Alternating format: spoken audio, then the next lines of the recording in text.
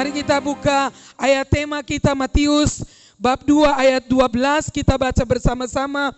Bagi mereka juga yang sedang mengikuti lewat live streaming, bisa buka kitab suci bersama-sama dengan saya dalam kitab Injil Matius. Pasalnya yang kedua, ayatnya yang ke-12 menjadi tema kita pada malam hari ini. Bersama-sama yang bawa Alkitab atau Alkitabnya di smartphone, bisa buka di handphone dan kita memperkatakan firman Tuhan ini bersama-sama. Matius 2 ayat 12, 1, 2, 3. Dan karena diperingatkan dalam mimpi, supaya jangan kembali kepada Herodes, maka pulanglah mereka ke negerinya melalui jalan lain. Saya coba baca ayat ini dalam versi firman Allah yang hidup. Ya, mungkin bisa dikeluarkan situ ya. Oke. Saudara bisa baca di sana, kita baca sama-sama. Tetapi dalam perjalanan pulang ke negerinya, mereka tidak melalui Yerusalem untuk memberikan laporan kepada Herodes. Sebab dalam mimpi mereka diperingatkan Allah agar pulang melalui jalan yang lain. Bapak Ibu umat Tuhan yang saya kasih dalam Tuhan Yesus Kristus, pertanyaan ini saya tanyakan di Rote, di Kupang, dan di TTU kemarin.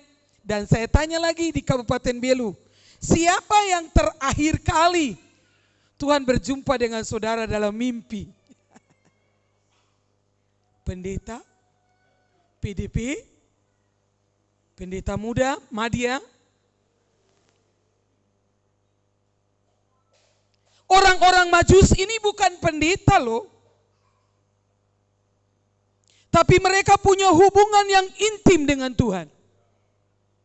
Tuhan bisa datang kepada mereka. Tuhan bisa datang kepada siapa saja yang hatinya terbuka kepada Tuhan. Orang-orang Majus ini datang dari timur dan beberapa penafsir sejarah Alkitab memprediksi mereka kemungkinan besar datang dari kerajaan Persia atau Babilonia, dan sekarang kemungkinan besar itu ada di negara Turki. Saya coba membaca sejarah Alkitab. Dan itu waktu itu enggak ada pesawat Bapak Ibu. Perjalanannya kayak apa?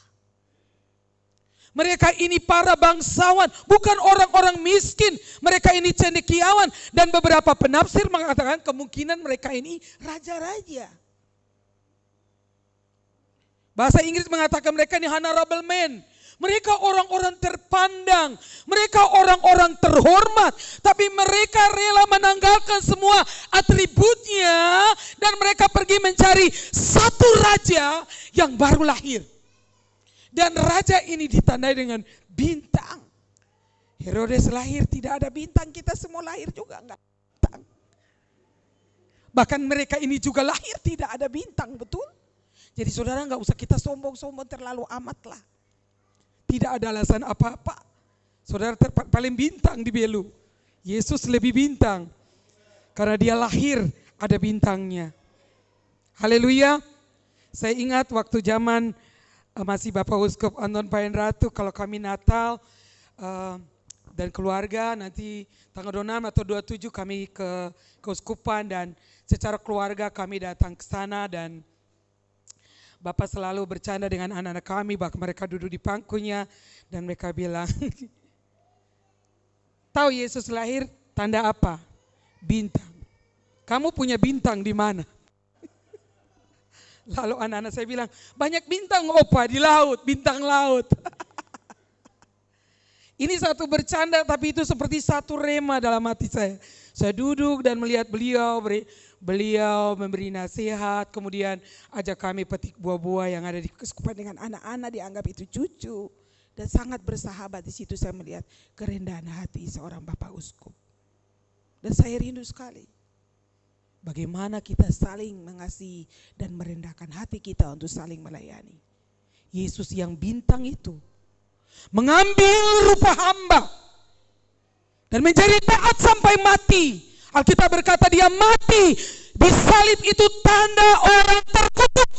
Dia menjadi terkutuk hati kita yang seharusnya terkutuk, supaya kita dimerdekakan dan selamatkan, diampuni dosa dan memperoleh hidup yang kekal.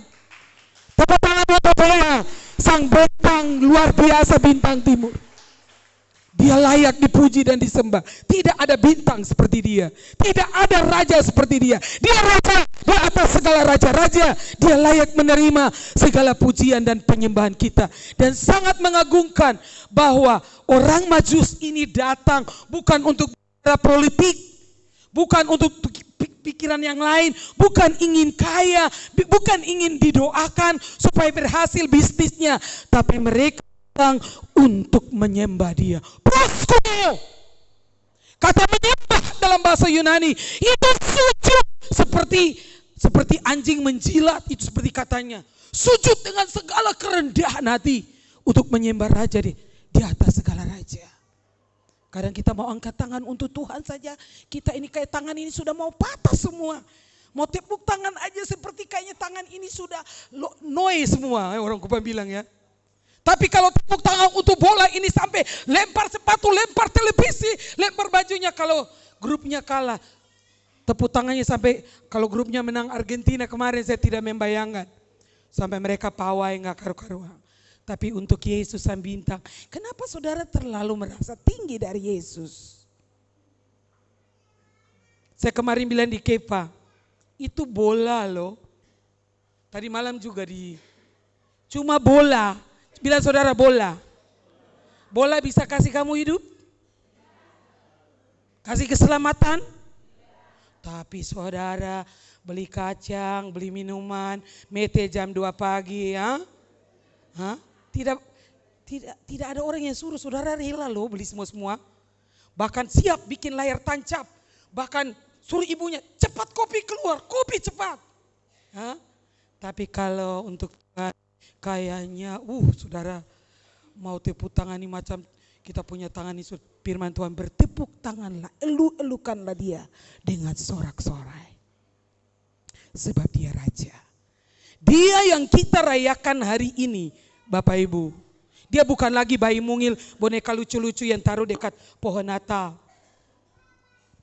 Dia sudah naik di sorga dan Alkitab berkata, dia raja. Raja artinya berdaulat, memerintah.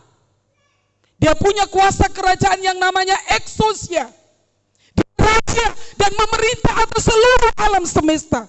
Segala kuasa di sorga dan di bumi telah diberikan kepadaku. Dan kuasa itu diberikan kepada gereja. Supaya gereja bangkit dengan kuasa untuk menghancurkan setan. Sebab setan sudah dikalahkan. Haleluya. Kita tidak menjadi orang-orang pengecut, penakut, gampang meninggalkan Tuhan, menyangkal Tuhan hanya karena uang, hanya karena jodoh, hanya karena jabatan. Kita adalah yang sangat memerdekakan untuk melakukan kebenaran. Katakan, kita tidak akan mudah menjadi pengecut dan lari. Ya baru diancam sudah lari, tapi maju terus. Saya bilang dulu, Bapak Allah belum jadi wakil bupati.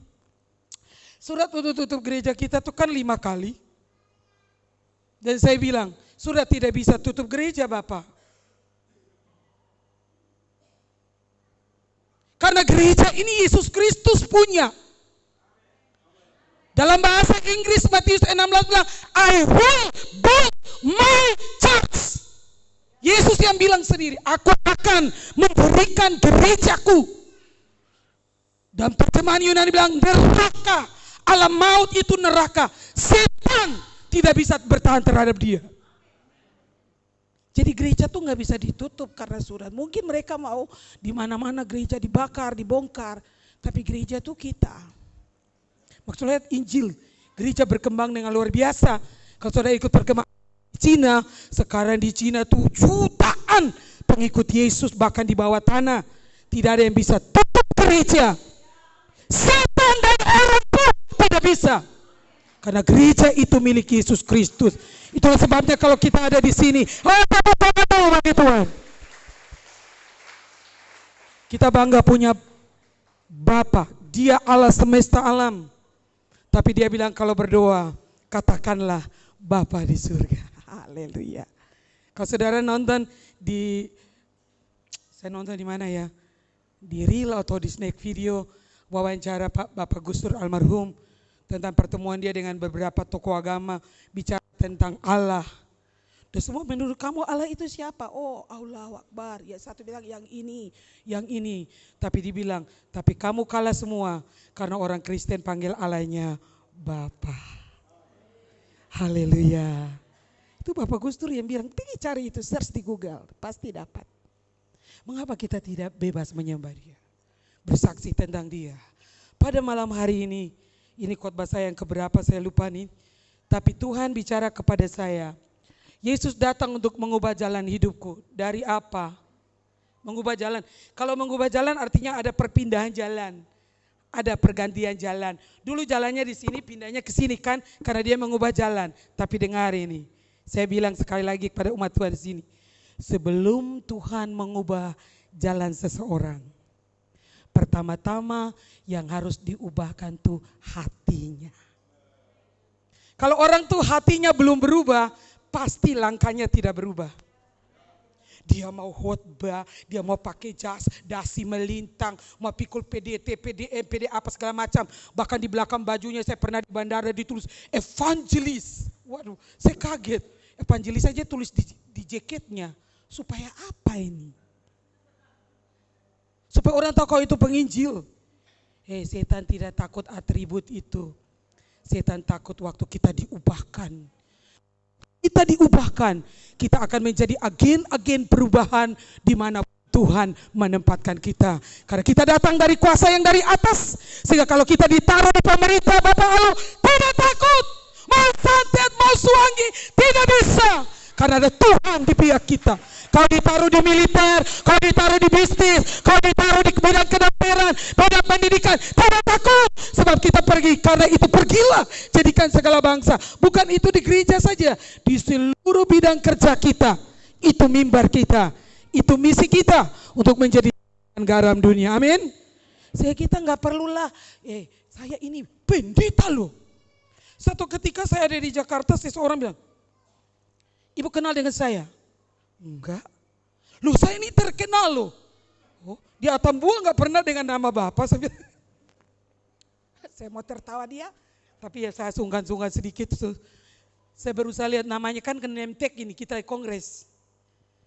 Nayan. Jadi dia pikir keton dari timur ini mengkali suku udik-udik dan kuno-kuno. Dia mungkin bodoh-bodoh jadi dia. Dia datang orang, kupang bilang maloi-maloi sepun Nemtek nih. Ibu dari Atambua kah? Oh iya kami dari Atambua, kenapa Pak? Wah, Tuhan itu bicara dengan saya tuh 3 tahun yang lalu. Harus ke Atambua. Terus? Saya tertawa dengan dia. Saya masih ke Filipina, masih ke mana? Oh iya Bapak, Atambua tidak terima orang yang tidak taat. Kalau Tuhan bicara masa Bapak delaynya sampai 3 tahun. Kita delay pesawat aja 2 jam.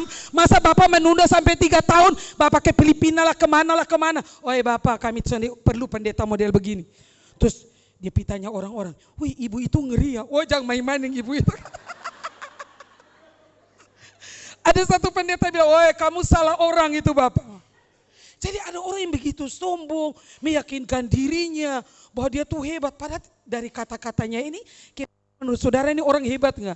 Orang sombong dipakai Tuhan. Biar kamu pun terkenal, kamu gak usah datang tanya, kenal saya? Pak Gilbert aja gak tanya saya begitu yang bilang sudah terkenal.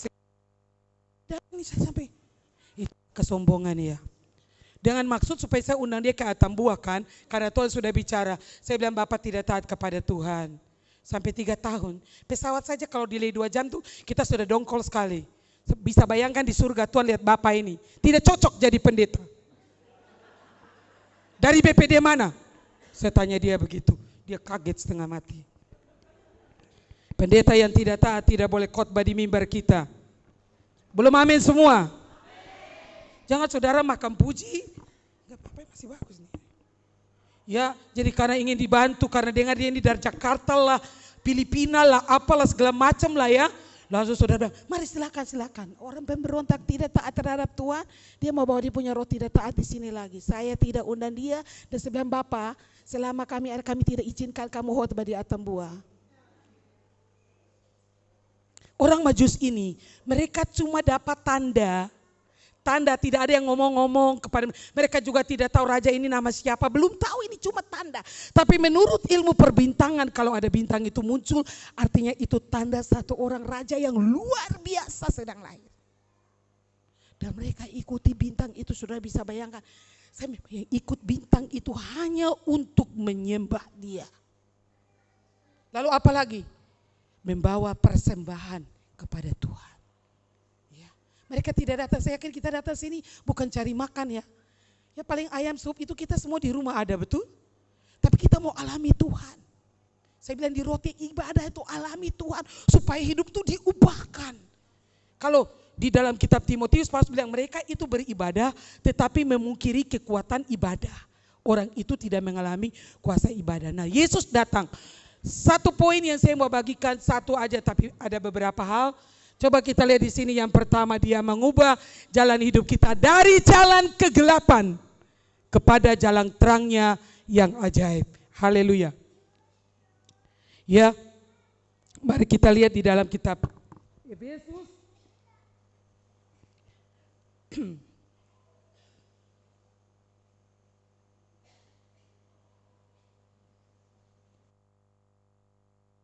Yesus, kita lihat dulu, Yesus adalah datang ke dalam dunia sebagai terang. Ya, Yohanes 12 ayat 46 sampai 48 kita baca sama-sama. Yesus telah datang ke dalam dunia sebagai terang. Aku telah datang ke dalam dunia sebagai terang, supaya setiap orang yang percayaku jangan tinggal di dalam kegelapan. Dan jikalau orang mendengar perkataanku tetapi tidak melakukannya, aku tidak menjadi hakimnya. Sebab aku datang bukan untuk menghakimi dunia, melainkan untuk menyelamatkannya. Barang siapa menolak aku dan tidak menerima perkataanku, ia sudah ada hakimnya, yaitu firman yang telah kukatakan. Itulah yang akan menjadi hakim pada akhir zaman. Jadi Yesus datang ke dalam dunia sebagai terang. Waktu itu dia katakan, saya datang bukan hakim nih. Pertama kali 2022 tahun yang lalu. Ya, aku datang ini untuk menyelamatkan. Tetapi kalau kamu tidak menerima perkataanku, tidak percaya firman, tidak menghidupi firman, maka firman Allah ini yang akan menjadi hakim. Firman yang akan menghakimi kita. Jadi setiap kali kita dengar firman, jangan cuma cari ayat-ayat yang menghibur. Ini bukan kata-kata mutiara, ini perkataan Tuhan. Dan firman itu adalah Allah sendiri. Jadi Yesus sudah datang menjadi terang bagi kita. Sudah jelas ada penerangnya. Yang kedua, terang itu bercahaya di dalam kegelapan dan kegelapan itu tidak menguasainya. Terang yang diberikan Yesus ini, kegelapan atau setan tidak bisa menguasainya. Makanya kalau kita berkata bahwa kita percaya Yesus, menyembah Yesus, lalu hidup gelap, mata gelap. Nah, kalau orang mata gelap lihat istri orang, suami orang, pikir istrinya suaminya. Makanya terjadinya perselingkuhan, perzinahan, bahkan kasus-kasus perceraian. Banyak sekali saya dapat laporan. Tingkat perceraian juga di Kabupaten Belu tinggi, di beberapa kabupaten yang saya pergi. Kenapa? Orang Kristen semua padahal. Ya. Kalau kita tinggal di dalam terang, menerima Yesus yang adalah terang. Dia berkata, akulah terang dunia. Kalau Yesus tinggal di dalam hati kita, maka terang itu ada pada kita. Kalau firman itu tinggal dalam kita, maka firman itu ada dalam kita. Sehingga waktu dia datang, jalan kegelapan, itu kita sudah tidak tinggal di sana. Kita sudah berbalik. Waktu kita percaya Yesus, kita berbalik 180 derajat. Untuk mengikuti Yesus dan firman-Nya. Ya. Kita berkata, Karena begitu besar kasih Allah akan dunia sehingga Ia telah mengaruniakan anaknya yang tunggal, supaya setiap orang yang percaya kepadanya tidak binasa, melainkan beroleh hidup yang kekal. Sebab Allah mengutus anaknya ke dalam dunia bukan untuk menghakimi dunia, melainkan untuk menyelamatkannya oleh Dia. Barang siapa percaya kepadanya, ia tidak akan dihukum. Barang siapa tidak percaya, ia telah berada di bawah hukuman, sebab ia tidak percaya dalam nama anak tunggal Allah. Dan inilah hukuman itu. Baca sama-sama. Dan inilah hukuman itu, terang telah datang ke dalam dunia, tetapi manusia lebih menyukai kegelapan daripada terang, sebab perbuatan mereka jahat. Sebab barang siapa berbuat jahat, membenci terang dan tidak datang kepada terang itu, supaya perbuatan yang jahat itu tidak nampak. Tapi barang siapa melakukan yang benar, ia datang kepada terang, supaya menjadi nyata bahwa perbuatan-perbuatannya dilakukan di dalam Allah. Bayangkan, terang itu sudah datang, tapi Alkitab berkata, manusia lebih menyukai kegelapan. Pertanyaan, di malam perayaan Natal ini, saudara nggak usah jawab, pulang dan tanya dan mati. Kita lebih suka terang apa suka gelap? Kalau lampu ini mati, listrik padam, kita gelisah 1 hari. Sampai tulis di Facebook, kapan nih PLN? Kenapa nih PLN? 2 hari coba nggak nyala, 3 hari nggak nyala, 4 hari nggak nyala. Coba kita kapan hari yang badai seroja, hampir berminggu-minggu. Ya yang biasa AC gedung kita semua tutup mati, ini kita harus bongkar kuseng-kusengnya supaya bisa ada udara. Tidak enak hidup dalam kegelapan. Tapi ada orang Kristen tuh hidup dalam kegelapan bertahun-tahun. Natal melayani Tuhan, tapi dusta, ya berzina, ya lakukan hal kejahatan terus, tapi datang Natal lagi. Ini sandiwara. Dia bilang memang dia datang waktu itu bukan hakim, tapi kedatangannya yang kedua kali akan sebagai hakim. Dia akan memisahkan kambing dan domba. Ini tidak main-main. Kita semua bingung 2023 nih nanti gelap lah, krisis lah. Saudara kenapa nggak bingung kalau dia datang kita masih gelap? Itu yang harus lebih panik. Karena itu malam hari ini putuskan kita harus berpindah dari jalan kegelapan kepada jalan terang. Apa yang kita sukai? Yesus bilang terang itu sudah datang. Tapi manusia lebih menyukai kegelapan. Ya. Yohanes 8 ayat 12. Yang keempat, barang siapa mengikuti Yesus, dia tidak akan berjalan dalam kegelapan karena ia mempunyai terang hidup. Yohanes 8 ayat 12. Maka Yesus berkata pula kepada orang banyak katanya, akulah terang dunia, barang siapa mengikut aku, ia tidak akan berjalan dalam kegelapan, melainkan ia mempunyai terang hidup. Kita tidak tunggu untuk bakar lilin, tapi terang itu terus menyala di dalam hati kita. Kemanapun kita pergi di tempat paling gelap sekalipun. Saya ingat pada waktu saya masih mahasiswa tahun 91, 92. Dari Malang kami diutus ke Poso, ke Sulawesi Tengah. Dan kami pikir kami ada di Palu saja sudah senang-senang. Dan mereka bilang, Ibu Mbak Wilma, itu saya ingat kakak kelas saya namanya Mbak Fajar. Kami 2 perempuan, 1 laki. Siap-siap besok pagi naik bis ke Poso ya. 27 desa kalian harus KKR setiap malam. Baru sampai di 1 desa kakak kelas saya ini sudah kena malaria tropicana, bayangkan. Tuhan, belum 2 hari dia sudah kena. Sudah gak bisa ikut, jadi saya sendiri. KKR anak, KKR youth, KKR orang dewasa. Waduh sampai di 1 tempat itu kami harus, kita naik bis itu kacanya sudah pecah jadi pakai pelak plastik. Wih, terus ini Mbak, nanti dari sini naik truk. Hah? Masih berapa kilo? Dekat katanya. Sudah naik truk, jalan setapak dan masuk gunung-gunung. Dia stop di sini Mbak. Nanti kopernya dipikul, sudah dijemput. Saya disuruh naik kerbau. Ada rumahnya. Waduh. Woi, sampai di desa itu abu, angin dan lalang penuh. Jadi itu kita rambut-rambut sepenuh lalang-lalang putih-putih itu, muka-muka sepenuh abu, bulu mata saya merah, semua pikir saya dibule, rambut itu merah itu. Wih, saya sampai di sana, gembalanya bilang, ibu kita sudah terlambat, jadi itu tidak usah mandi. Otomatis nggak bisa bedak, sudah nggak usah bedak, sudah taruh lip muka jam babasi. Saya bilang, Kak, ada kakak saya, kakaknya lagi. Waduh, gembalanya bisik-bisik. Yang di dukun, di sini pendeta semua.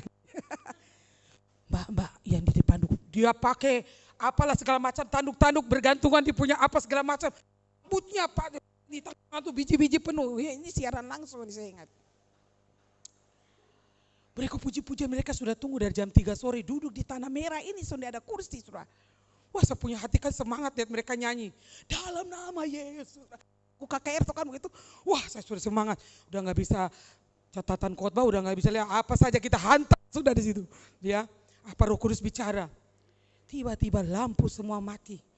Mereka bilang, dukun mulai beracara. Waduh.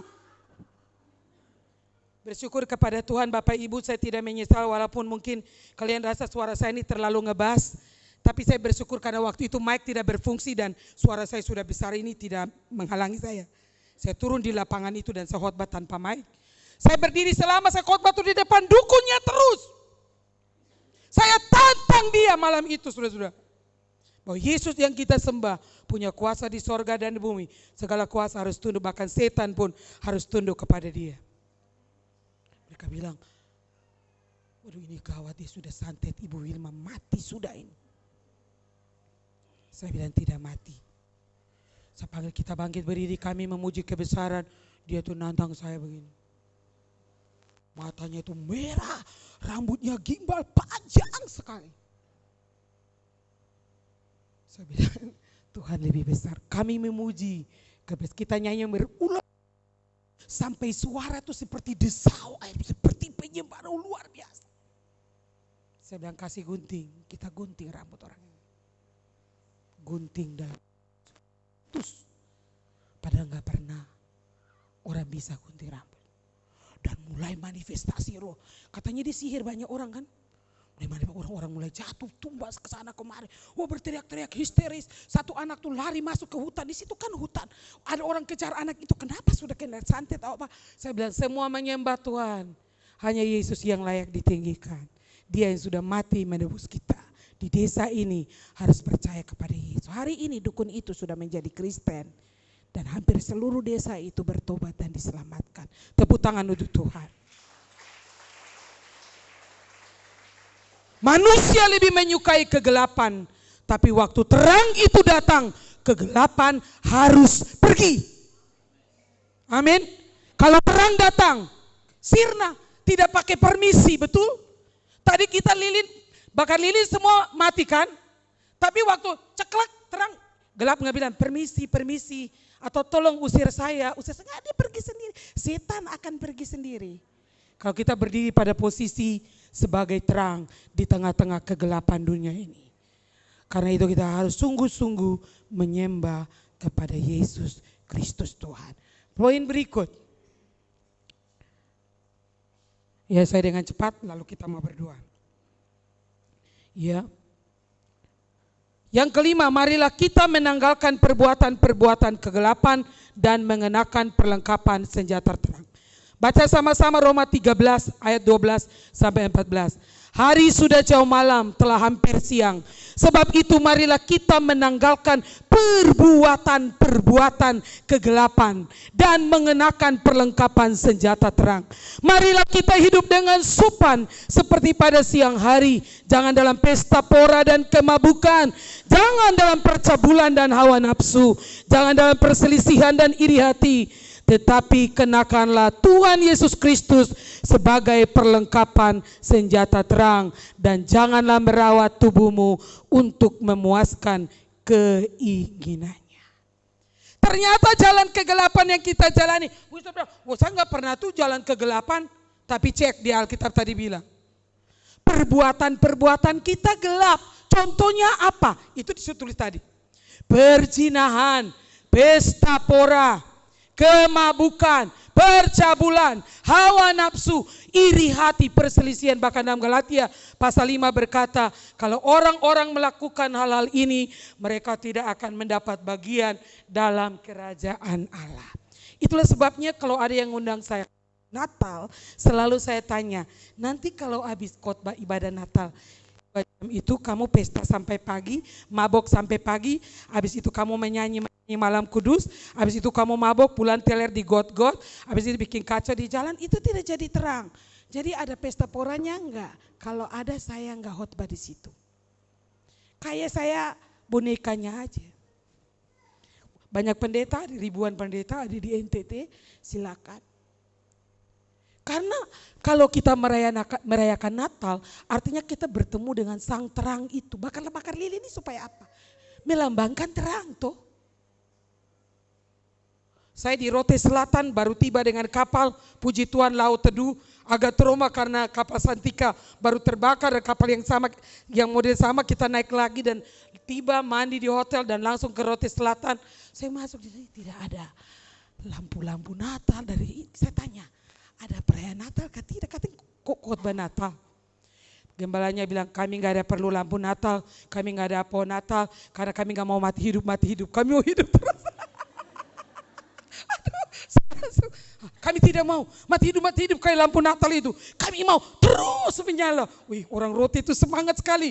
Dan mereka nyanyi ini, melengking tinggi-tinggi, waduh saya sampai, wih luar biasa. Saya salut orang Rote, biar lu jangan ketinggalan ya. Dan saya lihat mereka cuma taruh lilin berapa di sini, langsung taruh di keramik di bawah mimbar. Mam pendeta, bukan kami tidak bisa beli. Tapi semua itu tidak terlalu penting. Yang penting itu terang di dalam hati. Wow, saya bilang mantap kalian ini. Dan gerejanya masih sangat sederhana. Dan hati saya terharu di situ lagi. Dan saya harus kirim semen ke gereja itu. Aduh, kalau pergi misi sudah kayak gitu. Sampai di pelabuhan, Bapak Alo, ada pendeta ikut saya bilang plafon dan sebagainya. Langsung uang saya kasih semua. Dan 2.000 tuh 3 lembar. Staf saya bilang, Mami nanti kalau gini, sudah tenang aja, pasti Tuhan tolong kita sampai rumah. Kan sampai di pelabuhan ada mobil, gitu loh. Lucu sekali, tapi itulah kalau kita pergi hati kita harus mengasihi pulau-pulau. Saudara di sini bagus sekali mereka, tapi ada tempat-tempat yang sangat-sangat susah, jalannya juga enggak karu-karuan. Itu kami pulang jam 1 malam, saya punya rusuk-rusuk ini sudah mau sakit. Oleh begini-begini, saya bilang besok ibu nanti hari Sabtu malam ibu ke sana lagi. Soalnya bisa pindah jurusan. Sabtu malam pergi lagi ke arah sana, tapi sukacita melimpah. Perbuatan-perbuatan kegelapan ini kita harus pindah, artinya buang, tinggalkan. Natal yang kita rayakan itu bukan maboknya, dangsanya, pesta poranya, ya. Habis Natal, di Natal juga ngelirik-lirik siapa mau diselingkuhin, gimana. Datang Natal juga bawa selingkuhnya, aduh gawat deh.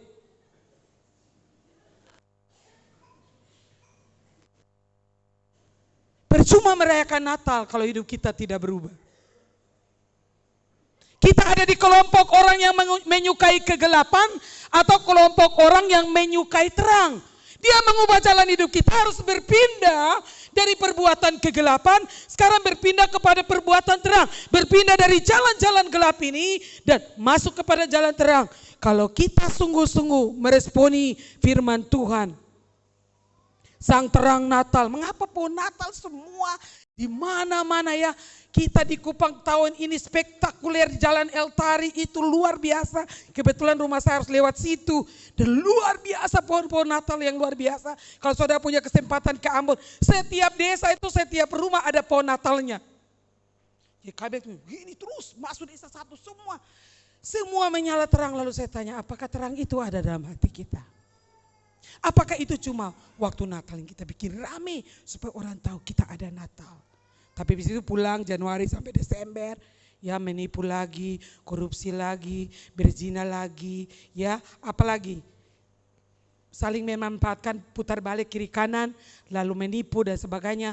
Lalu kita lagi saling membenci di sini, saling menjatuhkan, ya apalagi nanti lagi ada mau pemilihan bupati atau apa yang mulai sudah kirim sembarang-sembarang, memfitnah, menjatuhkan. Saya harap jemaat umat GBI tidak boleh melakukan itu. Atas nama BPD saya melarang ini. Ya, hamba-hamba Tuhan, jaga hati, jaga mulut, jaga hidup kita, berdoa supaya Tuhan membangkitkan pemimpin yang benar. Ya, kalau pemimpin benar, maka derajat bangsa naik. Kalau orang benar memerintah, kebenaran ada, maka derajat bangsa naik. Kalau dosa, maka itu noda bangsa. Kebenaran mengangkat derajat bangsa. Jadi berdoa supaya pemimpin yang benar. Amin. Apakah itu nanti bupati, apa presiden. Ini masa-masa yang sangat-sangat berbahaya. Gereja harus betul-betul berdoa supaya Tuhan campur tangan. Ya, jangan ikut ngomong sembarang di Facebook lah, berdebat hal-hal yang tidak penting. Lebih pendeta-pendeta kalian berdoa supaya jemaat bertobat sungguh-sungguh, pendeta juga bertobat sungguh-sungguh, supaya kita menjadi saksi di Kabupaten Belu ini. Bukan mencemarkan nama Tuhan, bukan mempermalukan nama Tuhan. Amin. Kita tidak usah urus politik, urus yang lain. Gembala urus jemaatnya, gembala urus keluarganya, urus dirinya supaya hidup benar. Amin. Supaya kita itu sungguh-sungguh, terang kita tuh tidak samar-samar. Saya ini Bapak Alo, kemarin di sidang GBI NTT saya ditunjuk ketua komisi kode etik Bapak. Jadi GBI itu ada kode etiknya, kayak Sambo itu mau dihadirkan kode etik juga. Saya pikir-pikir saya harus panggil pendeta-pendeta yang melanggar ini dan harus berani menyatakan ada yang harus dipecat Pak. Gak apa-apa, lebih baik dipecat daripada kok jadi pendeta kok gak jadi contoh. Lalu benci saya, namanya kalau kita yang mengambil kebijakan, bukan saya juga, pusat yang menentukan. Cuma saya kan merekomendasikan. Saya doa sampai menangis, memberkati, masak kuah asam juga makan yang mereka baik-baik. Di rumah saya di Kupang, saya panggil, bina, doa. Tapi keputusannya harus tanda tangan saya. Dan saya bilang, saya harus, gak bisa pendeta amoral, itu gak bisa. Kamu mau khotbah apa? Jemaat saja kita gak boleh. Sehingga harus betul-betul Natal ini, kita berpindah dari kegelapan. Berpindah keluar dari jalan-jalan gelap. Berhenti dari semua cara-cara jahat. Maka saya bilang, kalau hati itu sudah diserahkan, sudah dibersihkan dari hati nurani yang jahat, baru bisa tinggal laku benar. Tapi kalau hati kita ini syarat dengan pesta pora, kemabukan, kenajisan, menghayal hal-hal yang jahat, serakah, apalagi serakah lagi nih. Mau dapat uang dengan cara-cara cepat, ingin kaya, ingin terkenal kayak pendeta tadi datang gombal-gombal depan saya. Dia itu pendeta terkenal lah, apalah, padahal tidak terkenal. Kami juga tidak butuh pendeta terkenal. Kami di Atambua butuh pendeta yang benar. Supaya kita bisa bersuara, kita bisa bicara kepada pemerintah kita bisa berbicara untuk semua masyarakat di kota ini, kita punya kesaksian yang benar. Ya, amin. Jadi kita pindah jalan kegelapan, ini satu poin sah. Besok saya khotbah satu poin lagi di Kupang dan di Tablolong namanya. Di jalan terang hanya ada kebaikan, keadilan, dan kebenaran. Itu ada ayatnya. Kalau saudara berjalan di dalam terang cuma ada apa? Kebaikan, keadilan, dan kebenaran. Itu jalan namanya itu ya. Iya, itu jalan lurus tuh, di jalan lurus itu ada kebaikan, keadilan, tidak menyimpang ke kanan dan ke kiri, tidak neko-neko, ya tidak jadi orang yang mudah dibelokkan, tapi di jalan terang. Efesus 5 ayat 8. Memang dahulu kamu adalah kegelapan, tapi sekarang kamu adalah terang di dalam Tuhan. Sebab itu hiduplah sebagai anak-anak terang, dan karena terang hanya berbuahkan kebaikan dan keadilan dan kebenaran. Ujilah apa yang berkenan kepada Tuhan. Jangan turut mengambil bagian dalam perbuatan-perbuatan kegelapan yang tidak berbuahkan apa-apa. Tapi sebaliknya telanjangi perbuatan-perbuatan itu, sebab menyebutkannya saja pun apa yang dibuat oleh mereka di tempat-tempat yang tersembunyi telah memalukan. Tetapi segala sesuatu yang sudah ditelanjangi oleh terang itu menjadi nampak, sebab semua yang nampak adalah terang. Itulah sebabnya dikatakan, bangunlah hai kamu yang tidur dan bangkitlah dari antara orang mati, dan Kristus akan bercahaya atas kamu. Karena itu perhatikanlah dengan seksama bagaimana kamu hidup, Jangan seperti orang bebal, tapi seperti orang arif. Pergunakan waktu yang ada, karena hari-hari ini jahat. Dan jangan kamu bodoh, tapi usahakan supaya kamu mengerti kehendak Tuhan. Dan jangan kamu mabuk oleh anggur, karena anggur menimbulkan hawa nafsu. Tapi hendaklah kamu penuh dengan roh. Dahulu kamu mati kegelapan, tetapi sekarang kamu ada terang. Dahulu di luar Kristus kita itu kegelapan. Bukankah kita sekarang sudah terang? Karena kita semua percaya Yesus, amin. Cek apa perbuatan-perbuatan saya ini membuahkan kebaikan, keadilan dan kebenaran? Apakah saya melakukan kebenaran? Apakah saya bisa dipertimbangkan? Paulus bilang, saya bisa dipertimbangkan oleh manusia dan Tuhan. Kita bisa dinilai dan diukur. Tidak ada yang tersembunyi. Kenapa? Karena di dalam terang itu semuanya nampak. Tidak ada yang tersembunyi. Saudara lihat. Kalau lebih terang lagi, bahkan saya kemarin di satu gereja, ya yang bagian itu dia bilang, kami baru pasang lighting dengan mereka punya sound system 400 juta. Kemudian kalau ibu datang, ibu pegang mic itu kira-kira suaranya kayak apa? Lampunya begitu terang. Sampai kita punya jerawat pun kelihatan. Ya benar, terang sampai saya bilang, aduh terlalu silau. Ya, terangnya Tuhan tuh lebih terang dari lampu-lampu ini, saudara. Tidak ada pada dia bayang-bayang. Tidak ada. Tidak ada bisa kamu blase, make up, apa semua. Semua gak bisa tersembunyi. Di jalan itu hanya ada kebaikan, keadilan, dan kebenaran. Jangan turut mengambil bagian dalam perbuatan-perbuatan kegelapan. Amin. Yang terakhir, di dalam terang Kristus sekarang kita harus berfungsi sebagai terang dunia.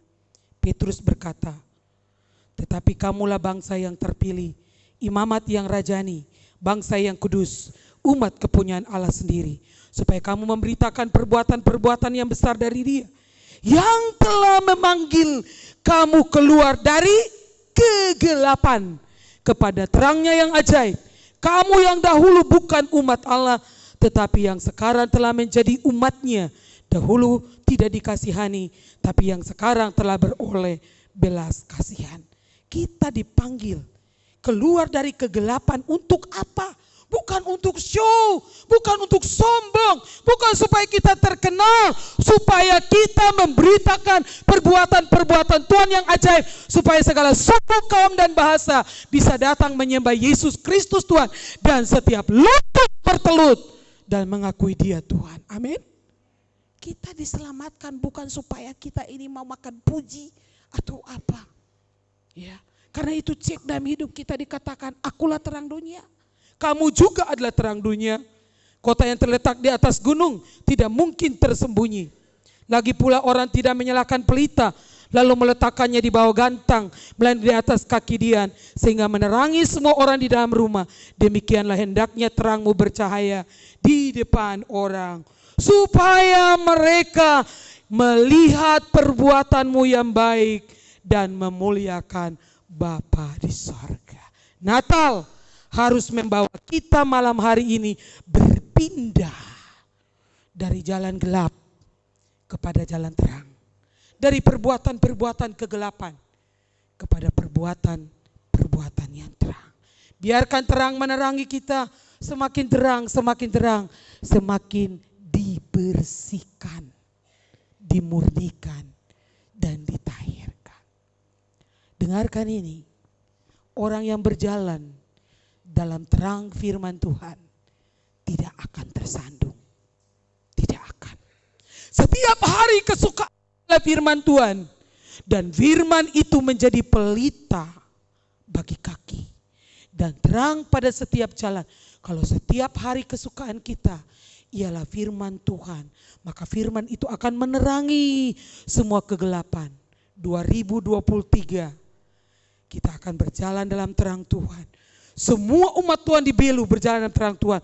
Belu akan diberkati Tuhan. Bayangkan, kamu tidak akan jatuh, tidak mungkin.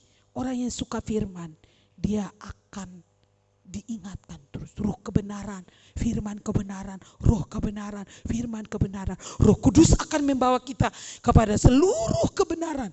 Dan firman itu menerangi kita. Dan Alkitab berkata, waktu kita menaruh dan meletakkan kebenaran itu tepat di barisan mata kita, maka kemuliaan Tuhan akan menutup barisan kita. Kita nggak perlu bikin asap-asap cari-cari kemuliaan untuk diri. Waktu hidup benar, kemuliaan Tuhan akan dinyatakan atas hidup kita.